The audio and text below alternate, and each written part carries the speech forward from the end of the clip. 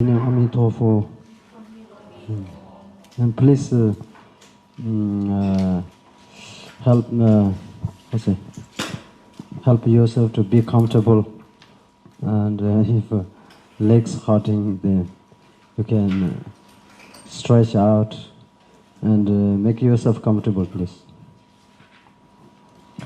Selamat malam Bapak Ibu. Jadi Rinpoche mengatakan jika kita merasa kaki kita kurang nyaman, silakan menyamankan diri ya, buatlah peragangan.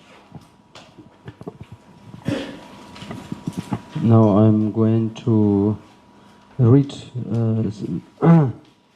some few pages, a long reading transmission. Continue from last time. Jadi sekarang Rinpoche akan membacakan beberapa halaman ya untuk melakukan pembacaan transmisi kepada kita. Chidar tome dani je namga kundu jirodo semjeraji time yin deji kundu roani deji chenyi nyebada yonde to chabade suji namba membada pama chola namga shin nyeba lobur ta den ta yonde ranshi ni de chire chidar ngaji chide je jo me je konjo ni jo me be chuni to Jidara namga gozo wa tachini war goba me deji simje tamje la nende nye war goba me Jidara jide tamje de namga la ni je shinjik deshi duma jing la wambu na ni je shinjik Jidara namga me nam chi ngulje namya tsiba me deshi dini chiwa da nada gawi me mitsi Sani chula chu long la long ni namka kala rabdi ne kani long da chu da sayi kamla ne mayi Deji pombo kawa nam leda nyomo tala ne leda nyomo tsuji mu ila jala tadi ne tsuji mayi ije ne semi tabal la rab ne partly purified, partly not purified. And then Shakyamuni Buddha's nature of mind is utterly purified. So there's unpurified, partly purified and partly not purified, and then utterly purified. Look into your mind. You can, everybody can experience. That is, you can see. Look into your mind. Where is mind? What is mind?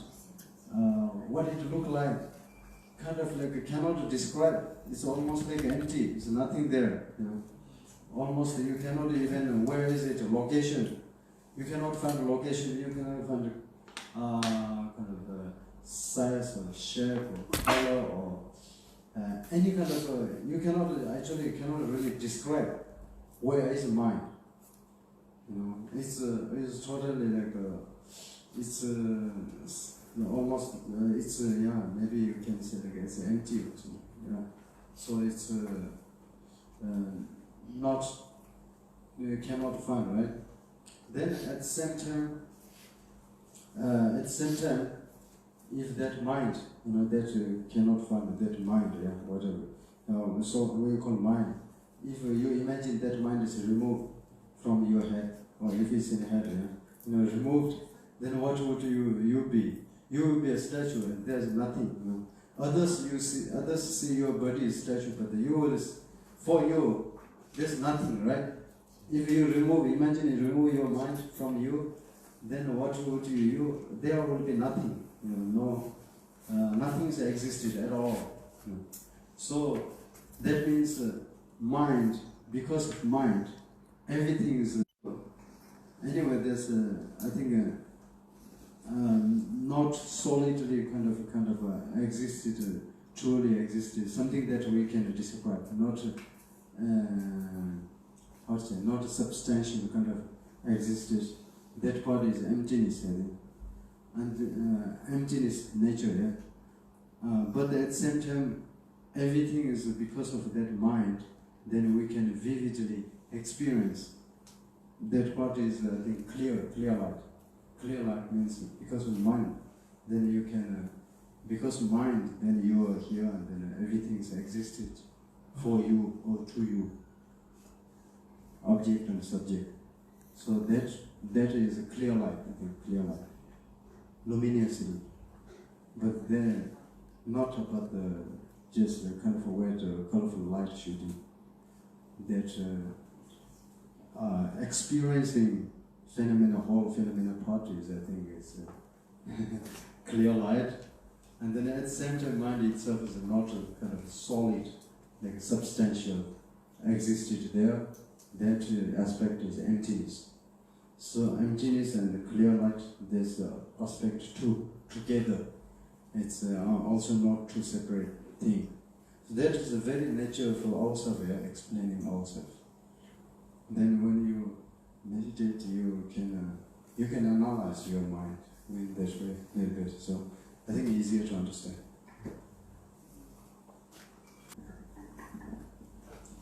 If you cannot translate, remove your batin and then translate. Then remove. But our mind is so mind has empty aspect and clear light aspect. Yeah. So this together, then that's why we are existed in. Even right now, before we enlighten, that's why it's called disposition. Disposition is some kind of similar thing we have like a enlightened Buddha.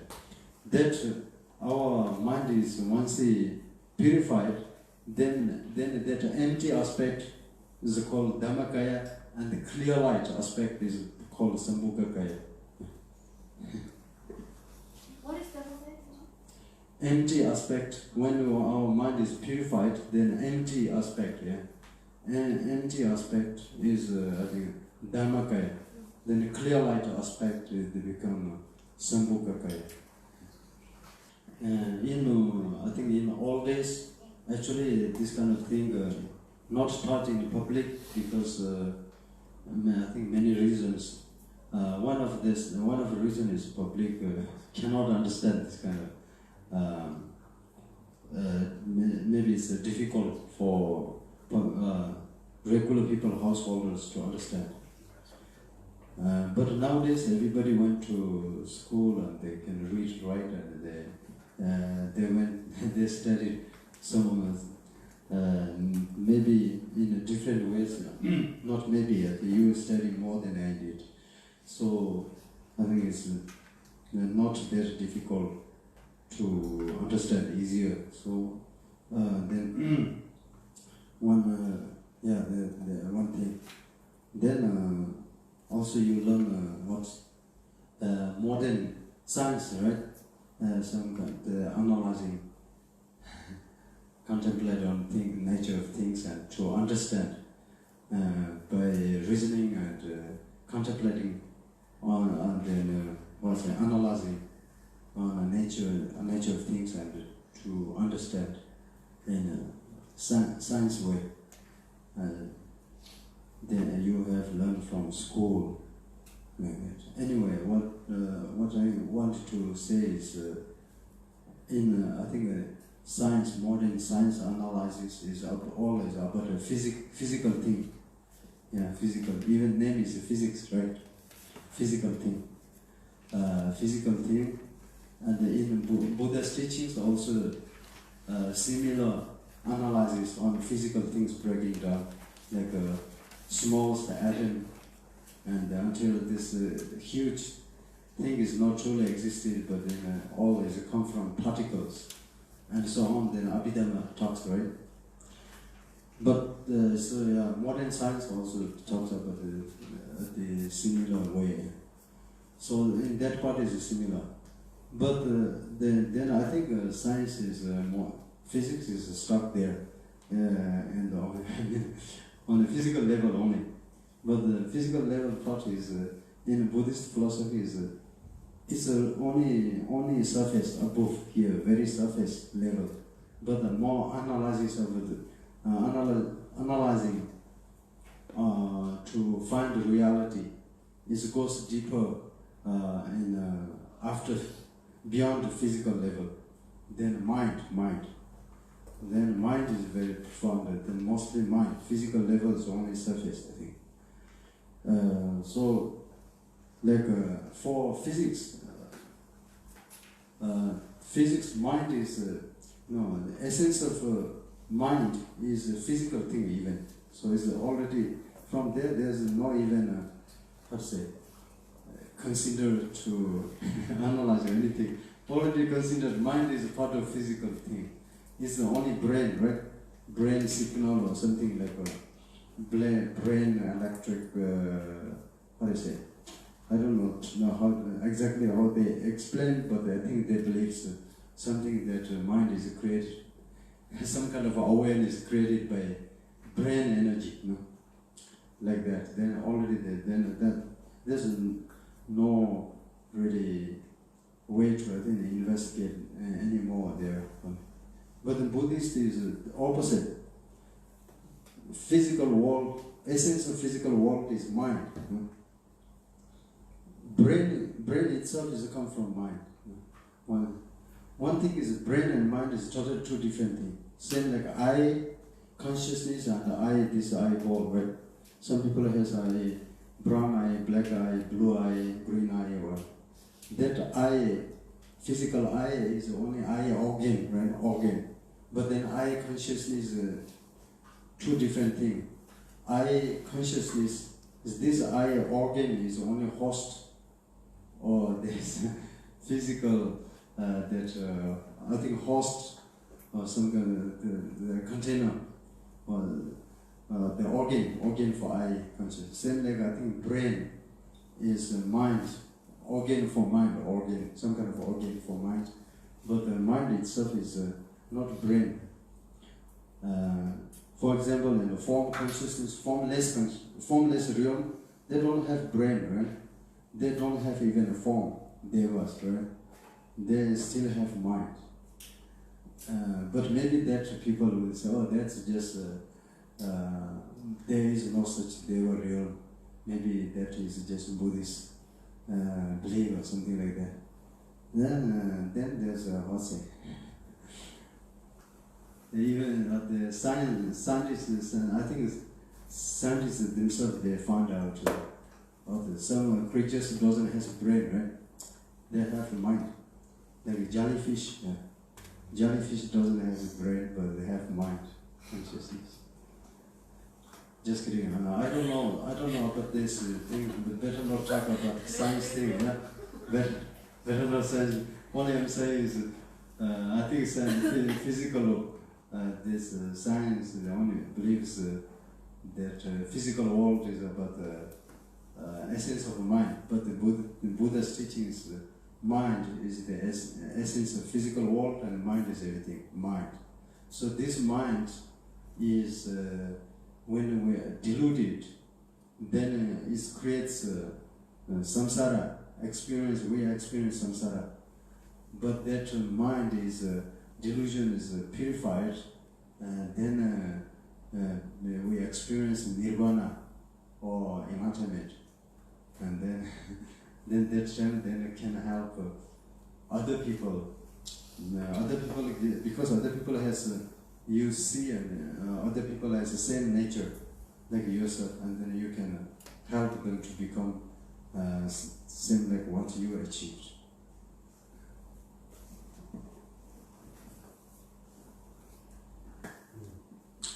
So our mind, that mind is nature of the really nature of mind is there's two aspects: the empty aspect and the clear light aspect. Clear light means everything that vivid kind of can experience. It's not at the same time is not truly existed emptiness. Sometimes we say emptiness is, I cannot understand what it means. It's so deep. Actually, it's our own mind. Why we cannot, why we say so difficult? It's just actually more like a turn, a kind of analysis, turn into your own mind. You look into your mind, then it's feel like emptiness, right? Emptiness means cannot really describe or cannot really, understand in the sense of substantial, some kind of entity. But at the same time, it is everything that is removed. For example, in the dream, when you are having dream, right? when you are having a dream, in the dream, you have eyes, you have nose, you have ear, you have brain. That's why you have mind, right? But actually, that in the dream you have a brain. That itself is also created by mind. You don't have even a body in the dream. Actually, the whole body, whole whatever universe is created, arises from mind. Right? Anyway, that is that dream, like arising whole kind of a universe you experience in your dream. That universe is arises from mind. That is that kind of the arising allow us to experience the phenomena, right? I think that is a clear light aspect. I think that part.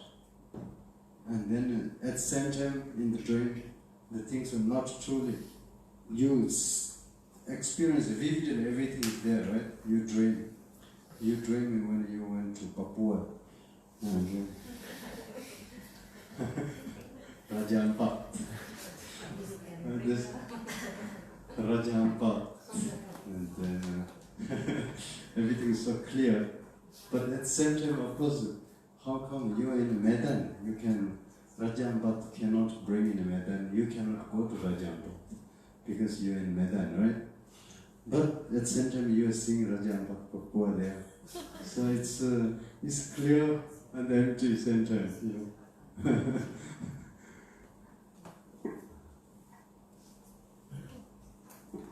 So when you sit straight and then look into your mind, and then that mind has a clear aspect and an empty aspect.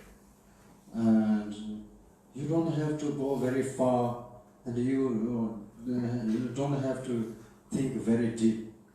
That is so close all the time there with you. And that is our mind. So whenever you look into your mind, just being aware of that, then it has an empty aspect, it has a clear aspect. But what you do is when you meditate, you don't think or create the empty aspect. Oh, my mind is empty, it should be empty like that. That is you are fabricating. Then it's not good. It is already empty. You don't have to make it empty. And then, my mind is a clear aspect. Everything makes it possible. And then you create a clear aspect. Then also not good because that is fabricating.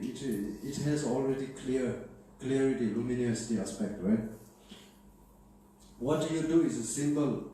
Is whatever you have a mind, that whatever your mind is, then just really simple is this is mind, right? This is your mind.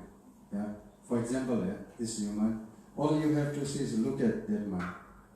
Then whatever it is, you don't have to create it better or worse, or you don't have to create anything. If as long as you create, then it's fabricated.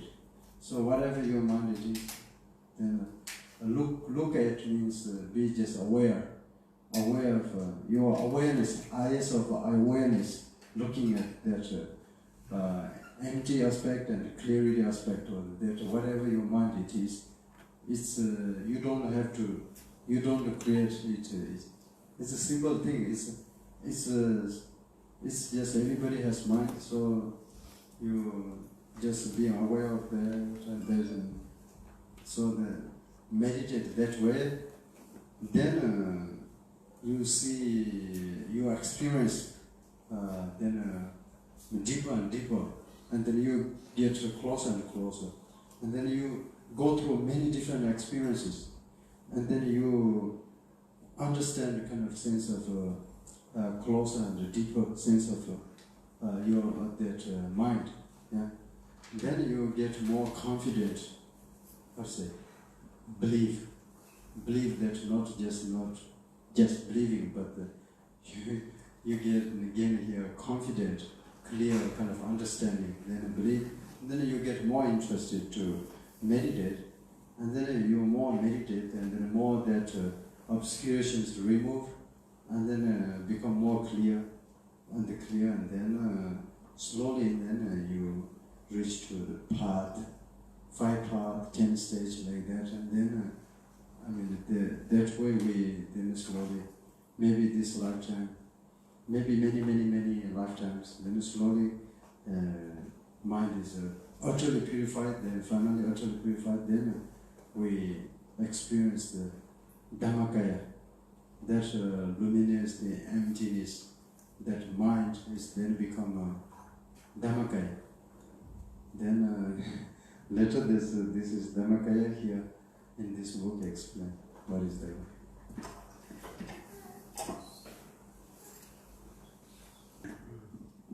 Oh, okay. So anyway, our that mind, clarity, that nature of mind, that is mind itself is always clear and stainless. But then there are temporary. Because of temporary, there's advantages. That's stains, temporary stains. That is not part of mind's nature. Because of that stain, then we experience samsara. So that part, that is Buddha nature, yeah, Buddha nature. But still, at the same time, we have Buddha nature. Then, when we reach to Bodhisattva level, then partially purified, and then when a person is enlightened, and then utterly purifies. So these are the 3 different phases. But during these 3 different phases, mind's nature is never changed. Never changed. The nature itself, ultimate nature is never changed. So that's what we're talking here is the unchangingness, yeah? Concise explanation of the essence. Having faults that are advantageous and qualities that are in its nature, it is afterwards the same as before. This is Dhammata, ever unchanging. 130. Yeah.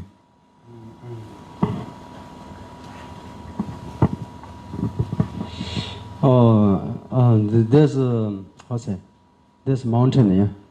On the mountain top, somebody is not really Buddhist, yeah. No, not Buddhist, but doing with some stick, doing like this. What are you doing? I'm doing exercise. Exercise is good for me, good for healthy fitness, right? Exercise, so I can be peace and healthy like this. Then on the top of mountain, yeah. Then after a Buddhist person comes and with what do you call this? Digging tool. Huh? Jangkul. English I don't know.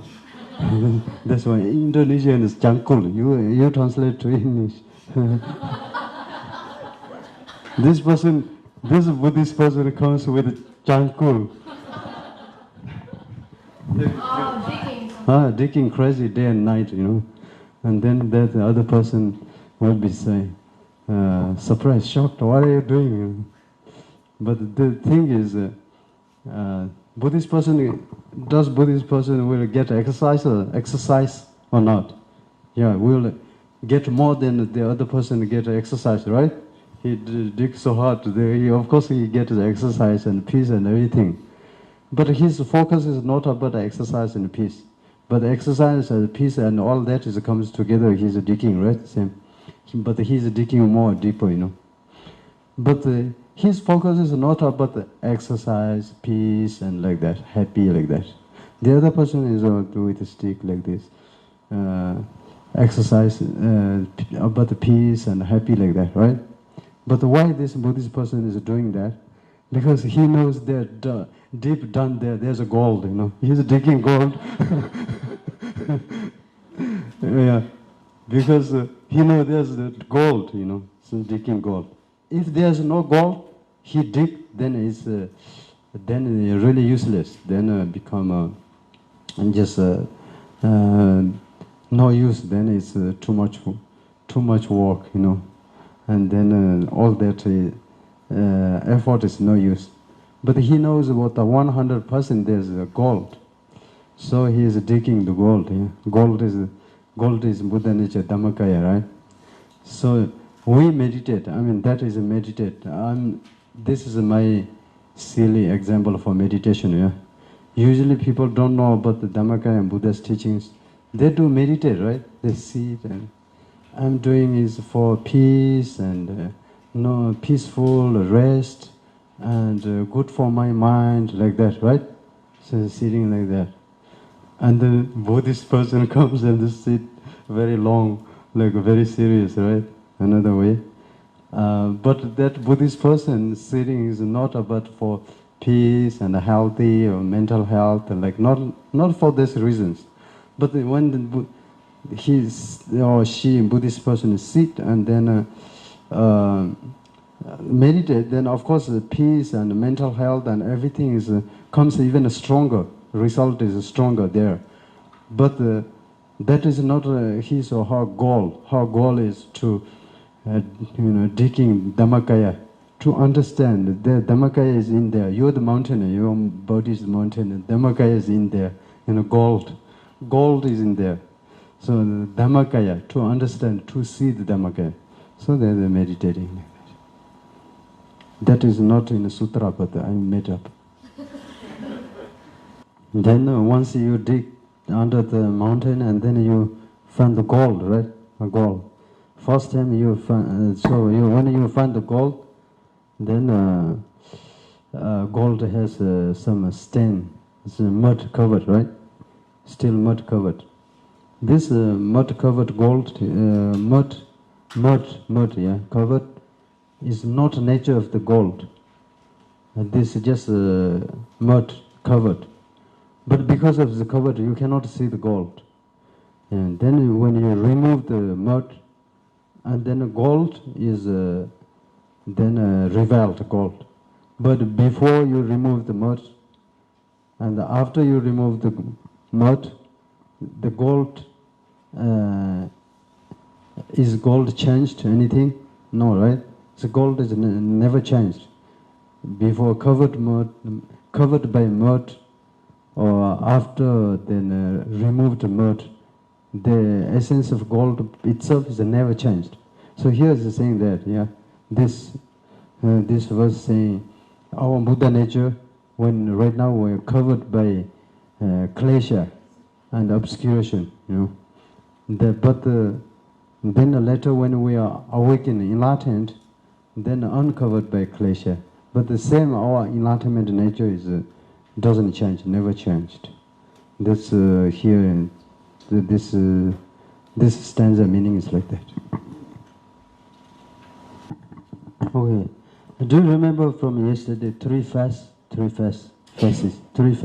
Apakah masih ingat 3 fase yang hari Senin kemarin? Yeah. Huh?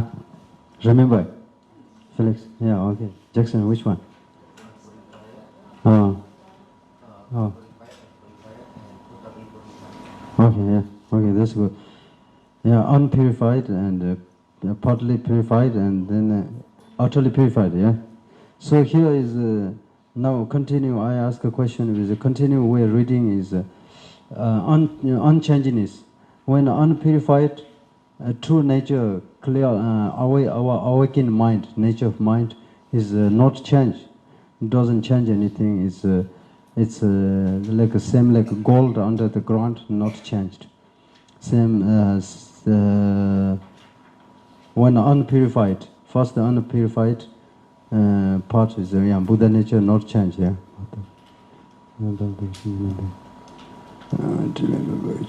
Yeah, this not changed for where?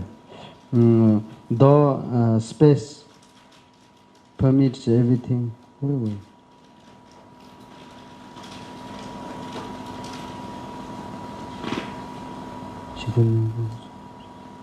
Okay.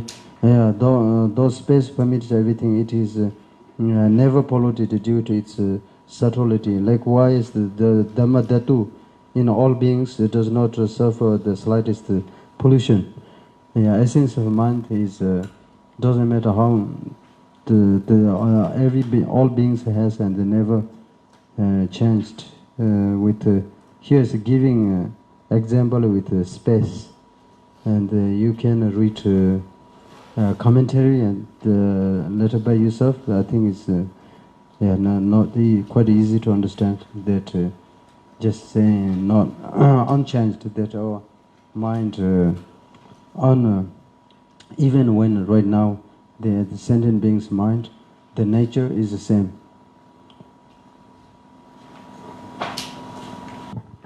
Then the continue the page 131.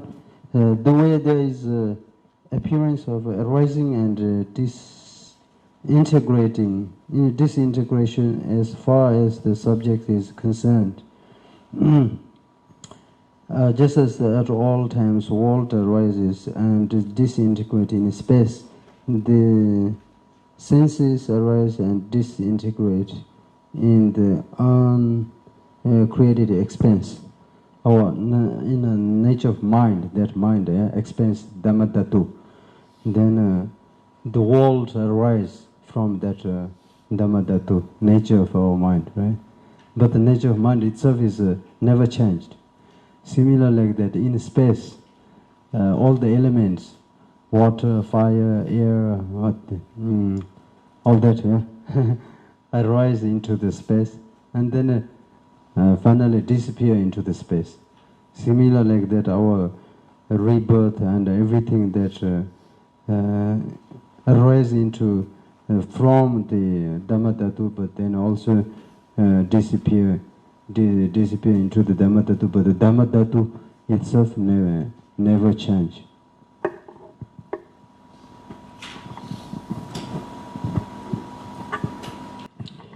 Then when the fire, last time when I say sun burnt water, Jackson said, water cannot be burned.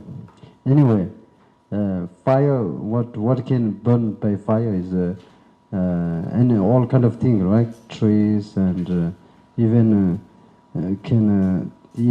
like stones can, I think, burn in a big fire thing. Even iron, right?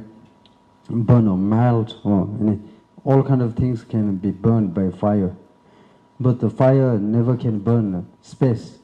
Space is never changing. It doesn't matter how big fire is. Never can be burned. Similar like that, in our life aggregates and everything that then is suffering with physical aggregates, suffer with being born and then getting old, sick, and die, and all the process, go through this process. But the nature of mind is not affected by those things. Being born, getting old, sickness, death, doesn't matter, never changed. Its essence, nature is never changed. It doesn't affect by these things. So that's the here is. I continue, yeah? Space is never burned by fires. Likewise, with the Dhamma Dhatu is not burned by the fires of death, sickness, and aging.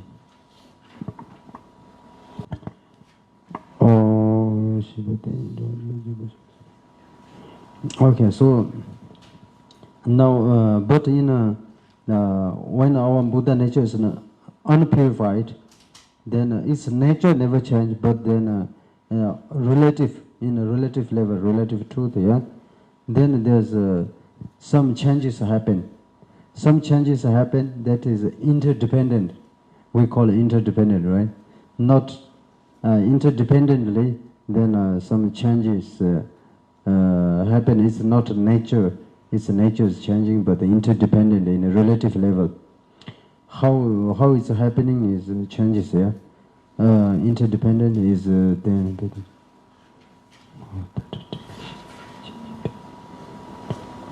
then example, the analogies explains here. Where is that? Earth rests upon water, and water rests upon wind, Wind fully rests on space. Space does not rest upon any of these elements of wind, water, or earth. Earth here. When first world is being existed, then there is a space first, and then in the space there is a air, yeah? Wind, and on wind then there's a wind, then water. On the water then there's earth here. You see earth here. But then space itself doesn't depend upon anything. Wind depends on the space, and the water depends on the wind, and then earth depends on the water. But space doesn't depend on anything. Similar like that, our aggregates, our aggregate, you know, five skandha, right? Those aggregates depend on karma and klesha. Karma and klesha depend on inappropriate attitude, or the inappropriate. Here they translated something different way. Improper conceptual activity. Sometimes they translate inappropriate attitude. So some kind of a mental attitude, that is ignorance, yeah. Depend on that ignorance, yeah. And that ignorance, depending on the clear light mind, clear nature of mind. That nature of mind is not a thing. It's not impermanent or permanent, not a substantial thing. So it doesn't depend on anything. On that your nature of mind, yeah. So these are the analogy, and then the how say the thing that the subject that explaining is later part is the subject that.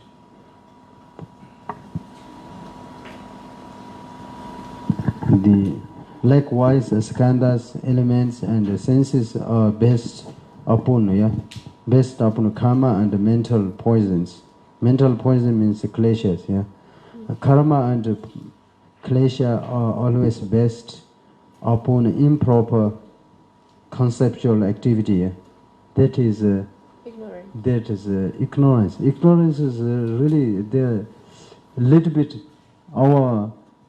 that ignorance twisted us, and then suddenly make it samsara.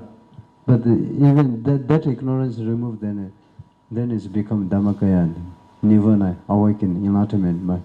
So there's, because of this, a little bit of ignorance, then that whole thing makes, then there's a karma, and then everything that aggregates and everything comes to the base upon improper conceptual activity. The improper conceptual activity fully abides or based on the purity of mind, yeah? Clear light mind, right? That purity of mind. What is that purity of mind? That is Buddha nature. Purity of mind. Purity of mind, yet the nature of the mind itself has no basis in all these phenomena. So in Tibetan, okay, never mind about Tibetan, but inappropriate mind, inappropriate attitude, that is inappropriate. Well, what is in Indonesian inappropriate? Tidak pantas. Pantas. Tidak pantas. Yeah, tidak pantas is doing opposite, right? Doing inappropriate, doing opposite. Not actually not doing, but the doing is opposite. Yeah. That is inappropriate. If you do nothing, then we don't say inappropriate, right? So you're doing something, but not correctly. Not correct, incorrect is what? opposite of correct, right? So doing incorrect is inappropriate. Yeah. So you're doing something, but inappropriate. That is. So our mind is not actually not understanding. Understanding something, but understanding wrongly. So that is ignorance, actually. Ignorance, what? Podohon, what? Huh? Kubodohan. Kubodohan is not understanding, actually. Wrong understanding. Yeah. Not understanding, wrong understanding. Permanent, impermanent is permanent. No self and self. And unclean is as clean. And then suffering as happiness. And then all that is because of all that way, then angry and then attachment and then jealous and everything arise. So because of wrong understanding. Yeah. So that's why it's called here is called inappropriate mind. I think that is referring to the some kind of ignorance, as I can be say, yeah? Inappropriate mind. Anyway, that inappropriate mind is mind. It's actually still is mind. It has clear and clarity. Since it's mind, then mind is the nature of mind is what? Empty and clear, right? It has empty and clear nature. When if it's understood, then that kabodohan, yeah, kabodohan can be wisdom, can be enlightenment nature, then transform into enlightenment nature. Through the meditation or the recognition of this its nature, then become enlightenment nature.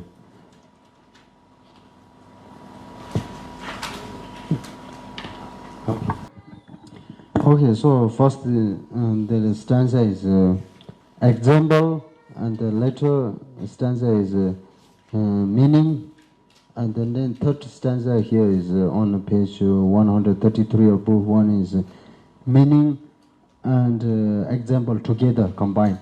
So it's quite easy actually repeating again and again. By the way, there is page 132, and in explanation it says again the 5 skandhas, 12 the 18 elements, and then 6 yeah, giving above 1 5 skandhas, the 18 elements, and then also what skandhas which attract suffering. 12 also page 133 also in mentioned in a commentary they say skandhas which suffering, the 12 entrances and the 18 elements. Yeah, if you want to know, then actually they can quickly explain you 5 skandhas, or you already know, right? 5 skandhas, 5 aggregates. No? Okay, winter. 5 skandhas. Abhidhamma from Abhidhamma.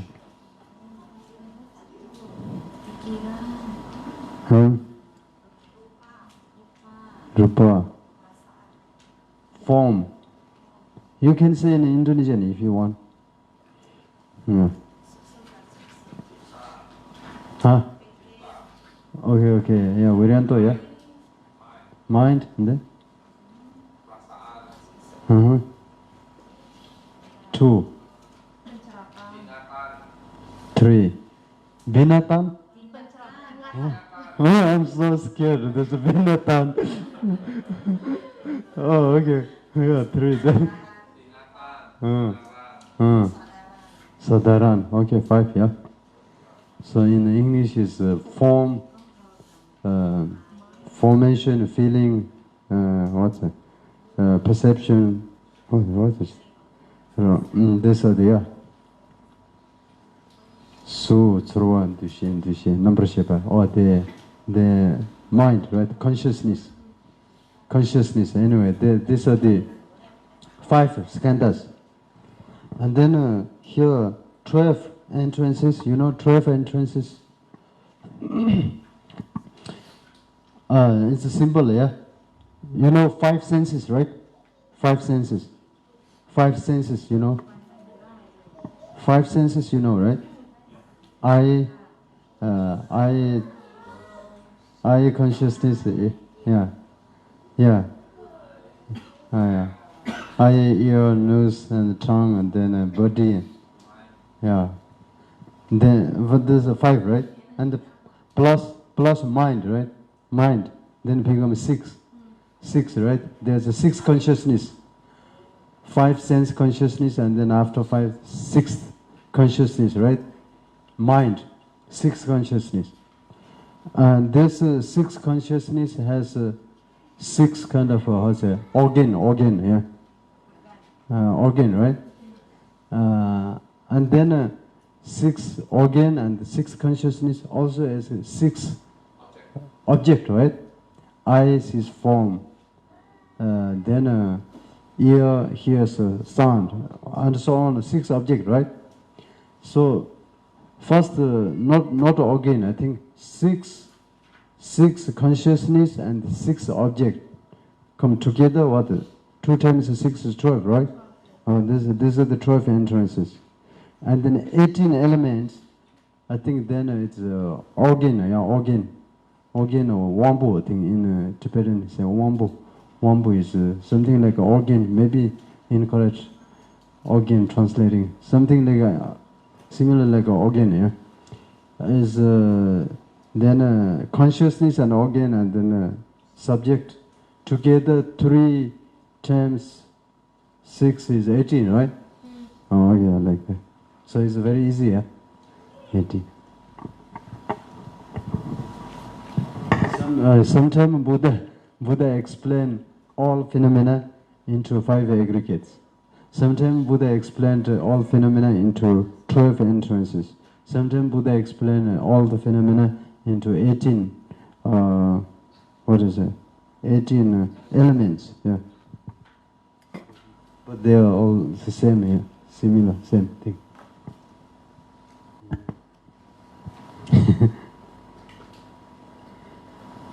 Form, consciousness, feeling, perception. All that is explaining about ourselves, right? About this we all have. So no need to think so difficult because it's everything is about oneself. No. Okay. Now this skandhas, entrances, and elements are to be known as resembling earth. Yeah. These are the skandhas or like earth, yeah. And the karma and the mental positions of beings should be envisaged as the water element. Improper conceptual activity is viewed as being similar to the element of wind. Mind nature as the element of space has no ground and no place of abiding. Yeah. Then we continue the way generation take place and how this appears in the explains how the improper conceptual activity is that starts samsara. Where the samsara come from? That is a start, beginning of the samsara. Yeah. Beginning of samsara is inappropriate conceptual activity. Is activated, yeah, activated. Then rest upon the nature of the. That is from nature of mind. Nature of mind is a beginningless term, and it's not a substantial thing. It is uncompounded compounded thing. It's not a thing actually. It's the so it's a Dhammakaya, right? Dhammakaya. From Dhammakaya, that inappropriate conceptual activity, that is something that wrongly understood, and then that creates from there that rests about Dhammakaya nature of mind, but then improper conceptual activity brings about all the classes of karma and the mental klesha. From the water of karma and the mental poisons, the skandhas, entrances, and the elements arise. As this world arises, and the disintegrates, they will arise and disintegrates as well. If disintegrate, also as well. If when a person die, right? One person die, all the skandhas and all these elements in the gross level dissolve into Sattva, and finally there's mind. Only the mind is dissolved into Sattva mind. If the person knows a little bit about the Uttaratantra and the Mahamudra meditation, then there's a hope. Then final dissolution, they understand the clear light nature of mind. Oh, understood. Then the Dhammakaya at that time can be enlightened. In the last moment when person is dying, if a person has experience of quite a good practitioner in Mahamudra meditation, then there's a chance to understand that dissolution, and then certainly that inappropriate mind is also disappeared. That time is properly understood, recognized. One self true nature of mind, clear nature of mind. That time is because of when we are alive, we practice because of their habit. Maybe there's no thinking. Many people think I'm going to do some partu. There's a Tibetan book of death, right? They read this and read. Okay, now I'm going to do this. Make a plan. Of course, when we die, we don't remember even we die. We don't know even we are dead. How you can remember that? Read one time this book, Tibetan God book, God book. I think, but we practice something very strong right now. Then that time, not like a conceptual kind of plan we remember, but because of habitual tendency, right? Then that time can be recognized, remembered. Something that we not intentionally remember, but sometimes we, because of a habit, right? Because of a habit, then we no need to think intentionally, but then habitual tendencies then connected. Sometimes we, there's a stronger than actually remember, right? So something like that, when you last moment of the breath, after breath, the subtle last moment of this lifetime, then last the dissolution and the reach to the clear light mind for 1 second, and then everybody go there. No need to be Dharma practitioner. Everybody go there, but the difference is if a really good practitioner, then that time recognized, and then liberated into Dhammakaya. But if obviously so far we have failed, we die many times, but until failed, and then if failed, then continue pardu and rebirth, reborn again. If that time is successful, then become liberated into Dhammakaya. Clear light nature of mind.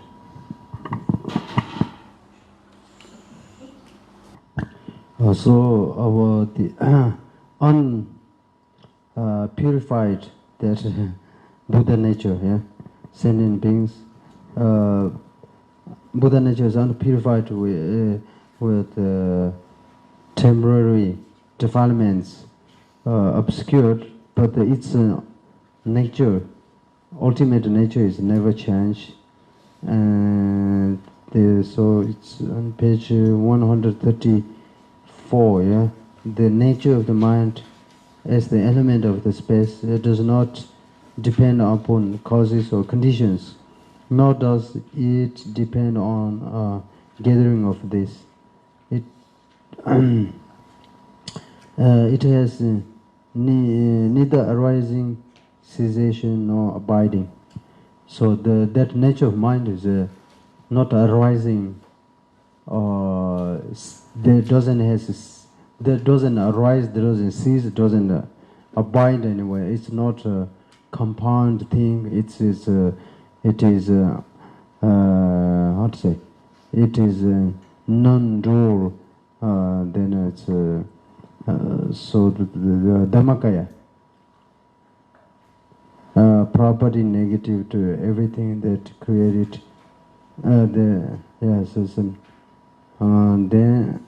Then next is the way it is. Purity is not touched by defilements, but it's at the same time there's defilements, but the defilements are not affected by its nature, purity. This clear and luminous nature of mind is as changeless as a space. It is not afflicted by desire and so on. The advantageous stains, which are sprung from the incorrect thoughts. Incorrect thoughts, that is same the inappropriate mental activity before they translate it. So conclusion of this part is then finally these two stanzas with as a conclusion. It is not brought into existence by the water of the karma, of the poisons and so on. Hence it is also not consumed by the cruel fires of dying, falling sick and etching. That nature of mind that is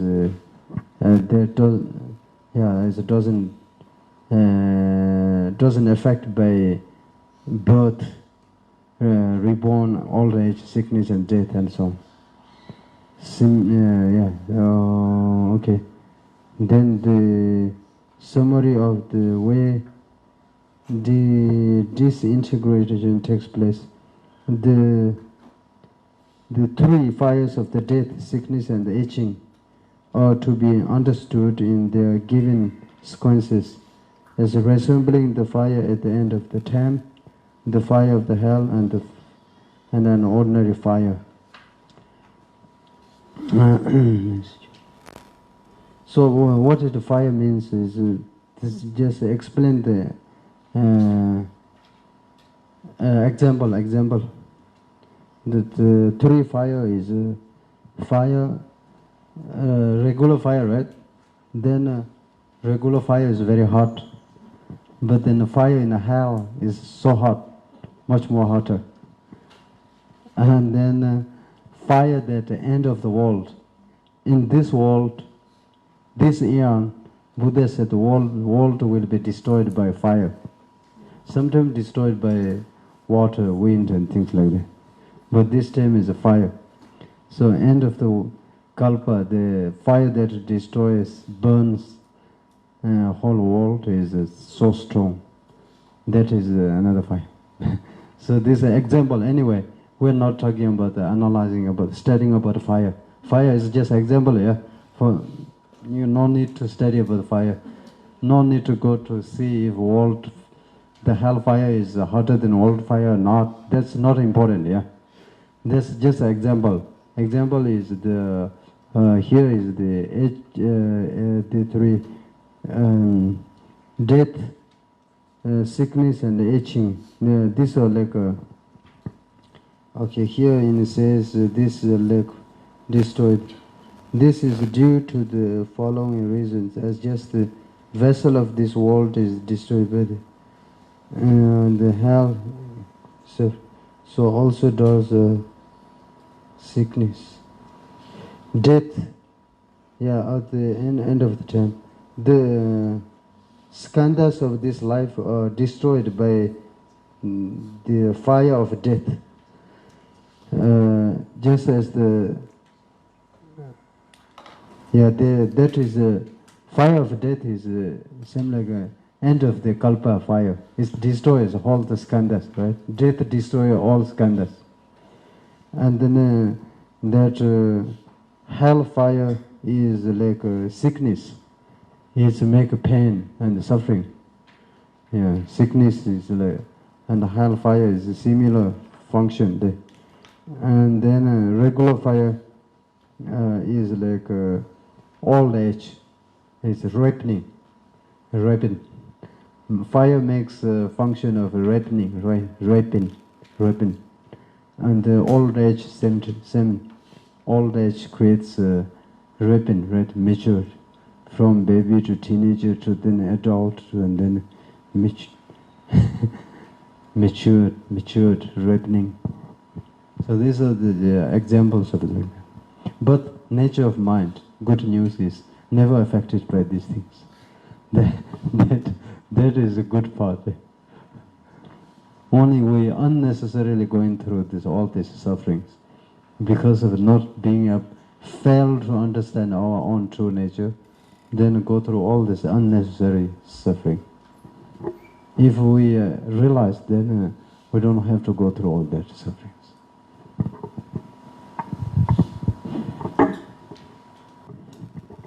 Oh, okay, so until here, and then next session we will talk about partly purified and partly not purified, which is bodhisattvas, and how much the qualities and bodhisattva, and why bodhisattva is come to world for help people, and not by karma, but by their aspiration, or how they come, and with the examples and all this explanation of bodhisattvas next, yeah. Question. Oh, okay. Some question.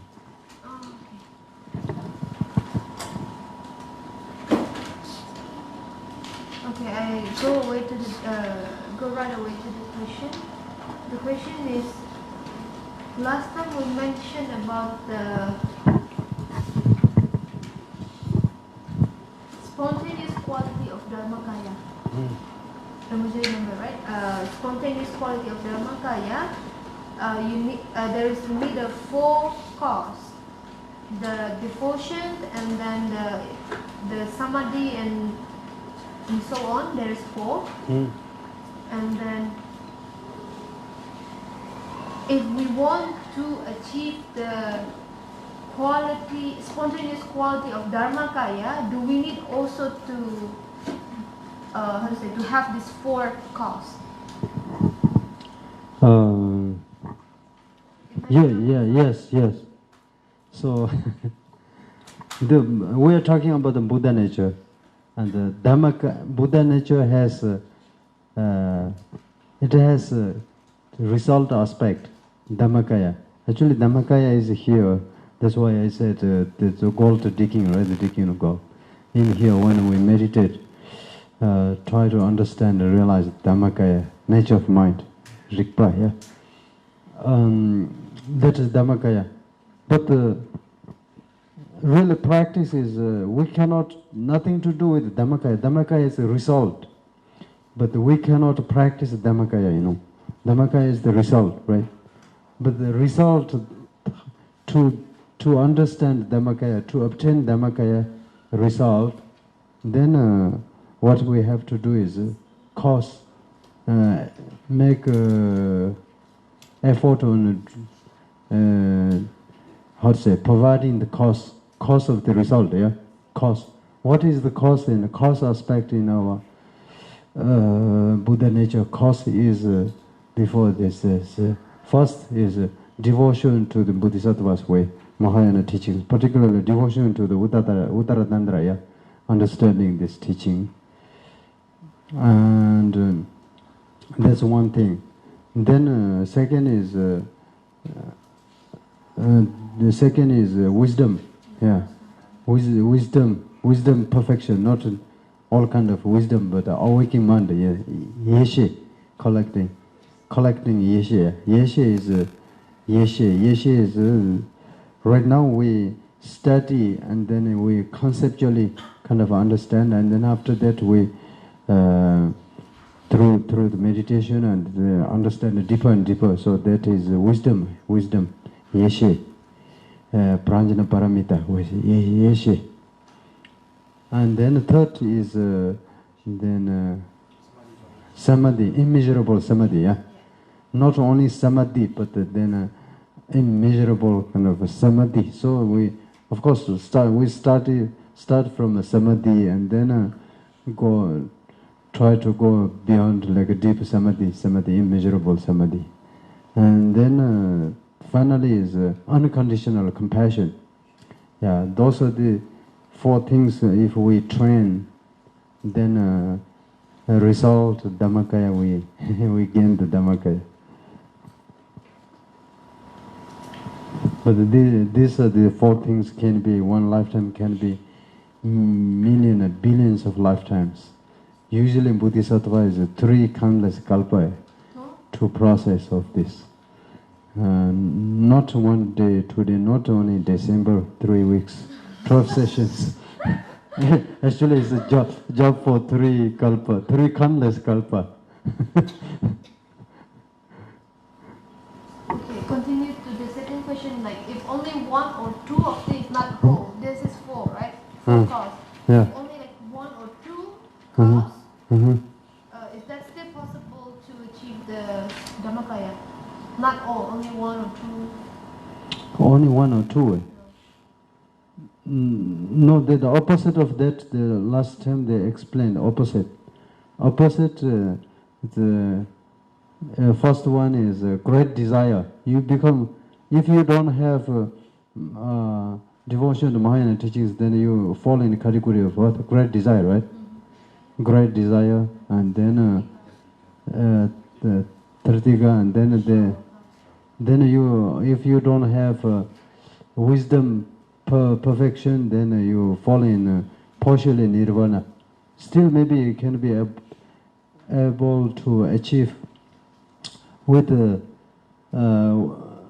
wisdom, not pranjana paramita wisdom perfection, but some halfway wisdom, understanding no self as a person, then you can achieve peaceful nirvana.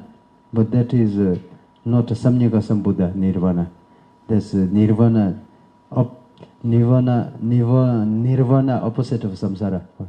Nirvana and samsara, that nirvana is a peaceful state, but it's still not achieved fully complete Dhammakaya. Then if you don't have because of the samadhi, immeasurable samadhi, then you enjoy samadhi in a nirvana samadhi. That's peaceful state, and then you just enjoy there, and then without this immeasurable samadhi and without that unconditional compassion towards all beings, then you, because of that, attached to the peaceful state of nirvana, and then that become obstacle and they cannot achieve Dhammakaya. Samyaka Sambuddha cannot achieve. So answer for the question is 1 or 2 cannot achieve. 4 has to be. This is 4. Not tiga kalpa, tiga countless kalpa. 3 kalpa tanpa batas. More scary. So long. Not tiga kalpa, tiga countless kalpa. 3 kalpa tanpa batas. 1 kalpa is 1 kalpa, 2 kalpa, 3 kalpa, 4, 5, the village, juta, then cannot count, then 1. And then start from again, 1 kalpa, 2 kalpa. So scary. And then intelligent, juta, yeah, cannot, I don't know, after juta is what? After juta? Billiard, and then after they cannot count, then 1, 2, yeah. Then again, then 3. The 3 time is 3 countless kappa. So 3 countless kappa, you practice these 4 or 6 paramitas. Then during that time, then start from. But if average average practitioner, yeah. But during that time, become lazy, then become more than 3 countless kappa. become lazy, then it's for average people, yeah. But if skillful means, then also kalpa dum means a kalpa can make, you can accelerate the kalpa. Sometimes you do one powerful virtue, sunam, yeah. One powerful sunam can jump in many kalpas, yeah. That can be, yeah, many kalpa can, yes. I think kalpa.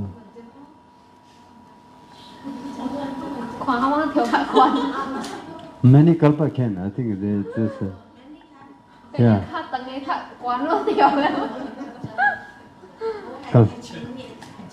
Yeah. Many years and many lifetimes, even the kalpas can jump. So, okay, any other question? Okay, one more. Sorry, belakang duluan. Silakan. Di sini saya mau bertanya, bagaimanakah cara kita mengenali sifat batin yang kosong dan bercahaya ini dalam meditasi tahap penyempurnaan, sehingga pada saat kita berada di batu menjelang kematian, kita bisa langsung mengenali pemunculan batin yang bercahaya ini agar bisa mencapai pembebasan dan makhluk. How to recognize the true aspect of our mind. So during Buddha time, we can recognize that aspect, luminous and empty, so we can get enlightened. That is, right now we have to practice meditate exactly the way that Mahamudra, this enlightened Guru's instruction, yeah, follow that way, and then nature mind is understood, kind of introduced. Then we meditate that way. The clear light nature of mind. Then we kind of understand, realize, and then roughly, yeah. So the meditate. So that become a habit. Then right now we still cannot see directly real Dhammakaya. But that time when a person is dying, then all the conceptual, like rough ideas and concepts and feelings and everything ceases, right? Dissolved. Only left is that last moment they reach to the clear light mind, naturally reach to the naked, that clear light mind for 1 second or something. That time, if we have experience right now the meditation, that time they said it's mother and son like meeting together. So it's mother's clear light and son clear light, which means right now we meditate, and then that time we reach to that point. Then suddenly they're like, oh, they're recognized. This is it. Or we have a strong habit. That time is naturally connected. So then recognize the clear light mind, and then no need to go continue with birth and rebirth. But there must be so difficult.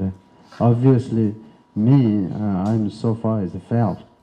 I died with billion, more than countless 3 kalpas. So many, cannot count. So many times died and fell.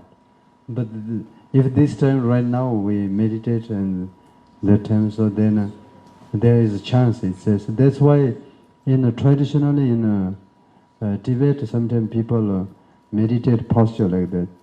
After that they sit meditation posture for a while.